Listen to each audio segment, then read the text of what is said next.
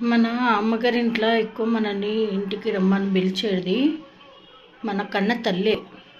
ఒక 2 రోజులు వచ్చిపో బిడ్డ, ఒక రోజు వచ్చిపో బిడ్డ, పొద్దునొచ్చి సాయంత్రం పో బిడ్డ అని పిలుస్తుంది. ఎందుకంటే తను 9 నెలలు మనం మోసి కన్నది కాబట్టి.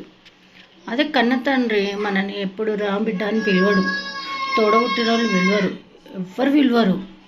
అందుకే ఫ్రెండ్స్ నేను చెప్పేది ఏంటంటే, మన కన్న తల్లి ఉన్నన్ని రోజులు మనం వెళ్ళి వస్తుంటే బాగుంటుంది ఫ్రెండ్స్. మన కన్న తల్లికి ఏమైనా అయిందనుకో, మనం పిలిచేటోడు దేకటోడు ఎవ్వడు ఉండడు.